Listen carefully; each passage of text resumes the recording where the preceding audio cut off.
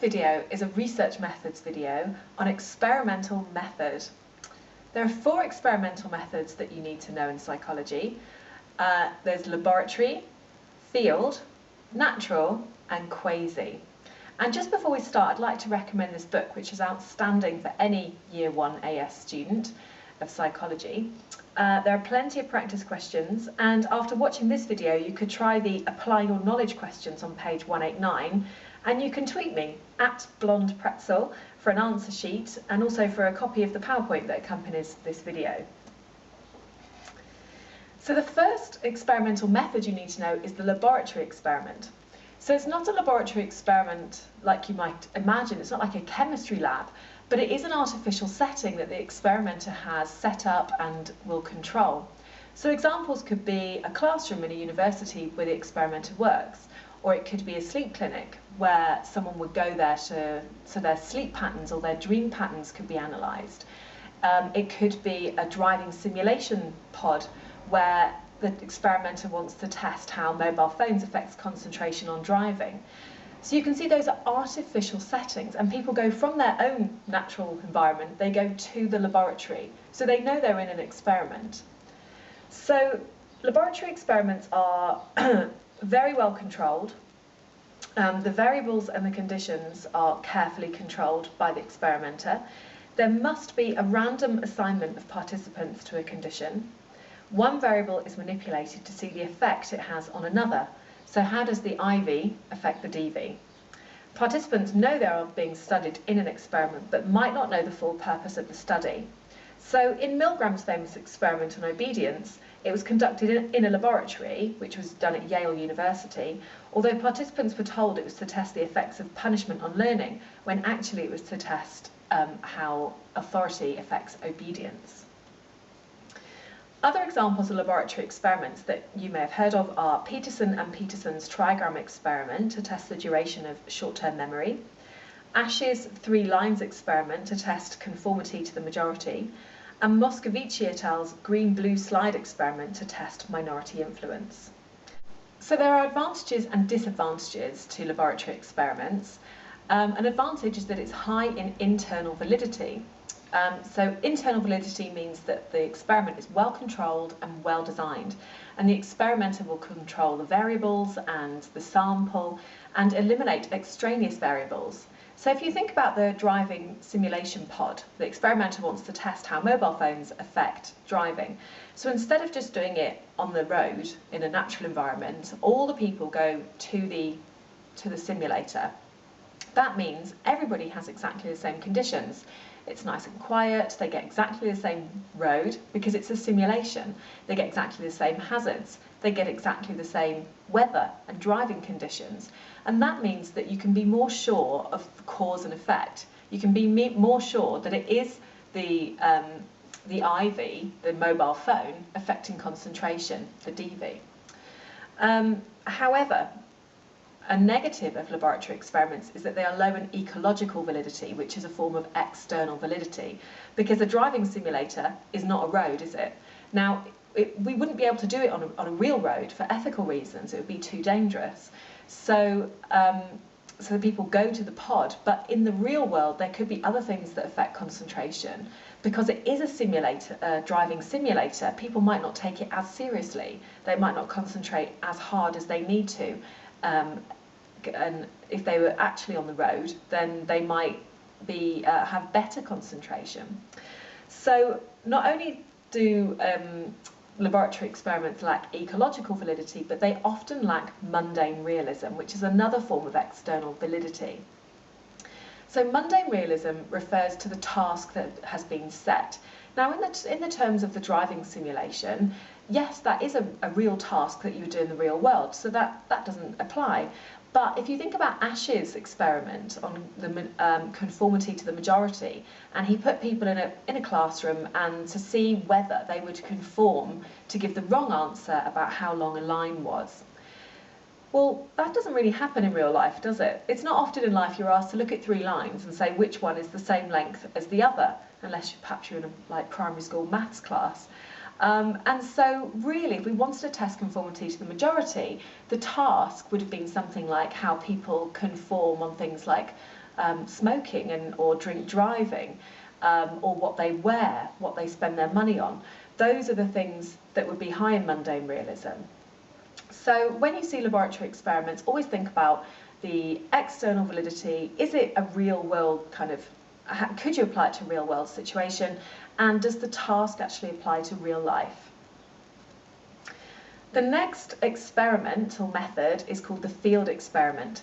It's similar to a laboratory experiment because the experimenter manipulates the IV and the DV, as with the laboratory, but instead of people going to a laboratory, the experimenter goes to the field, which means not a field with a cow in it, but they go into the real world natural setting. So it could be a school or a high street or a factory.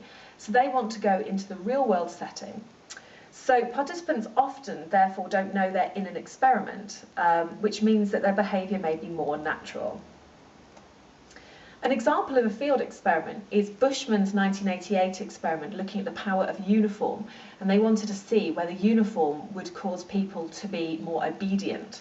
And so a female researcher dressed either in a police-style uniform or as a business executive or as a beggar, and then stopped people in the street and told them to give change to a male researcher for an expired parking meter. So they told them, give that person some money, and they wanted to see whether the uniform would actually mean that different amounts of people would obey and give that money. So here are the results. 72% obeyed the police officer, as opposed to 48% who obeyed the business executive and 52% obeyed the beggar. And so you can see how the uniform actually caused people to be more obedient. So field experiments are often high in ecological validity, the type of external validity, because they are done in the real world setting, which is great. People behave more naturally. However, there are ethical issues, because if you think about the BPS guidelines, in Bushman's study, nobody gave informed consent. No one had the right to withdraw. They may have been caused psychological harm because if they didn't give the money to the person, it might have been playing on their mind and made them feel bad about themselves later on. And there would have been a lack of a debrief. Other issues with field experiments are that there could be many extraneous variables. So if you take Bushman's experiment, perhaps something like the weather might have impacted on whether people gave money for the parking meter, and the experimenter can't control for that. Also, it's usually an opportunity sample, which is, so the experimenter doesn't have control over who the sample is. The third type of experiment we're going to look at is the natural experiment. A natural experiment means that something has naturally occurred in society, and an experimenter wants to test the outcome, like wants to test something to do with that naturally occurring thing that has happened. So the IV is naturally occurring, the independent variable. So an example of a natural experiment would be Christianson and Hubinette's study.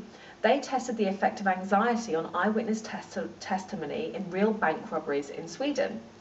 So the witnesses were either bystanders, employee or customer, and that was low anxiety condition, or they were victims, which was a bank teller, which was a high anxiety condition. So the two groups are the naturally occurring IV. Interviews were conducted 4 to 15 months after the robberies, and the dependent variable is the accuracy of their recall in that situation.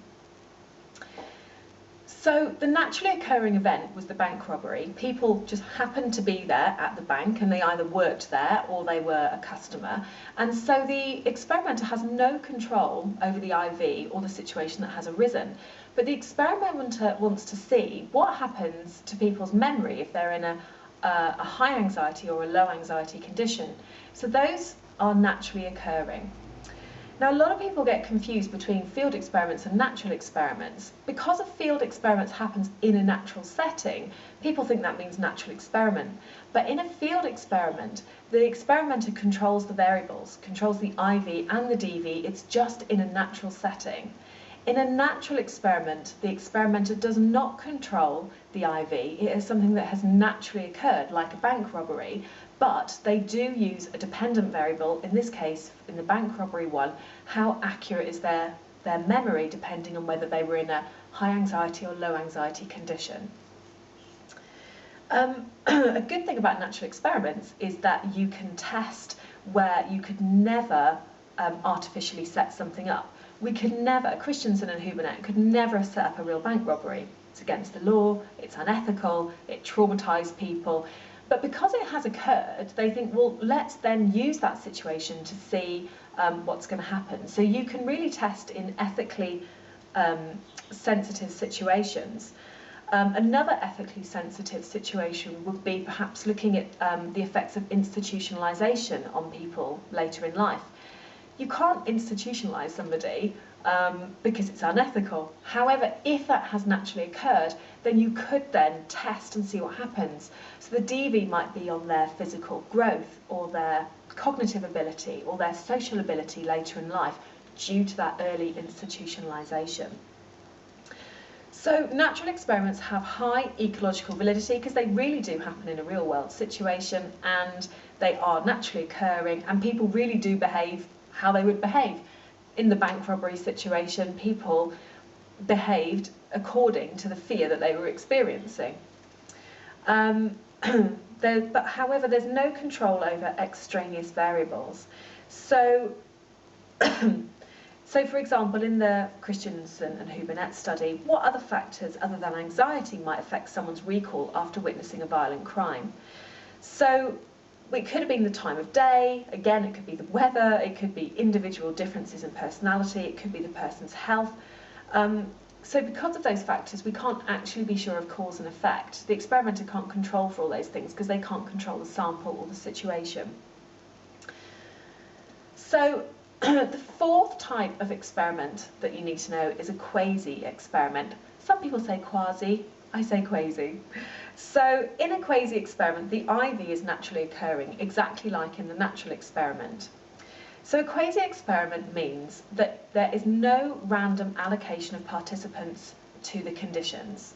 So in the bank robbery one, you either were a bank teller or you were a customer in the bank robbery.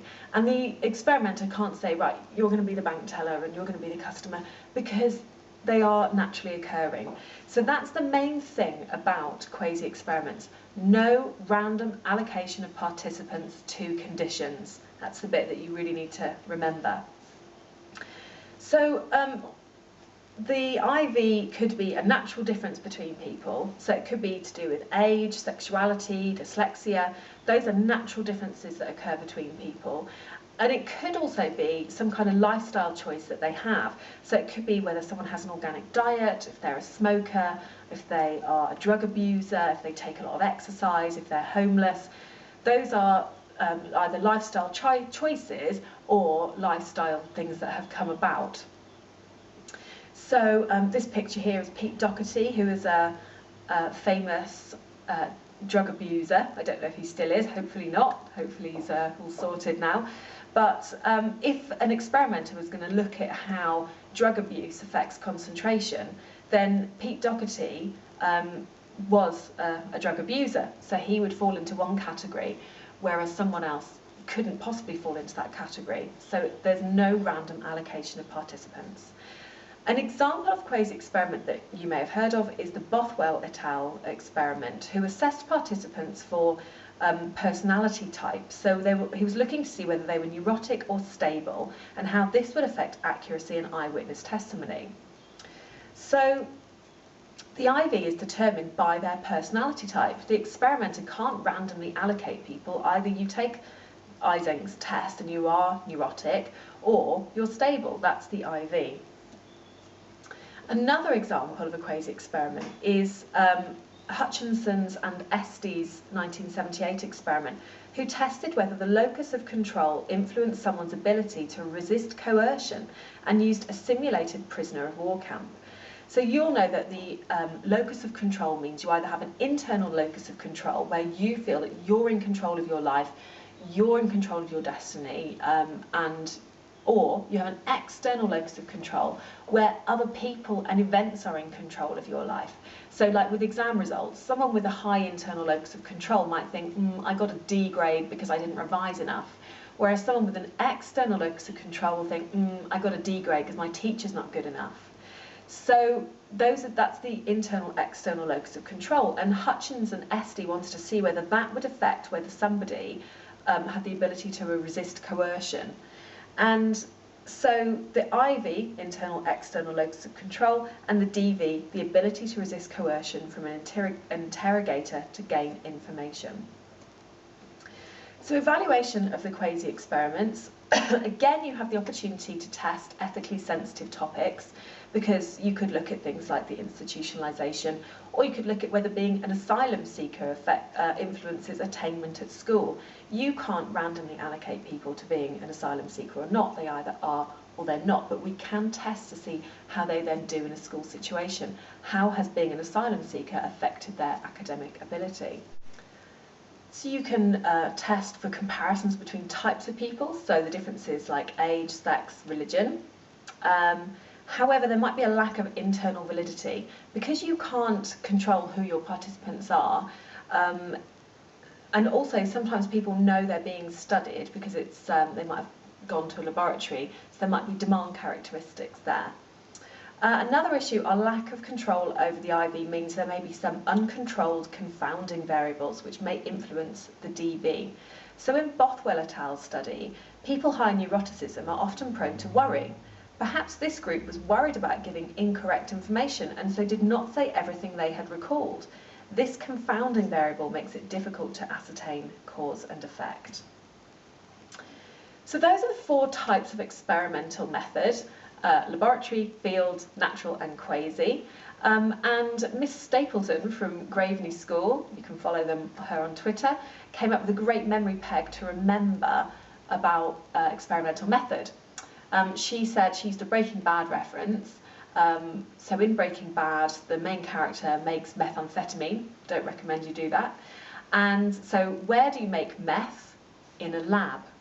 So you would go from experimental method, meth, to lab, laboratory experiment, and then hopefully you'll then remember laboratory, field, natural, Quasi.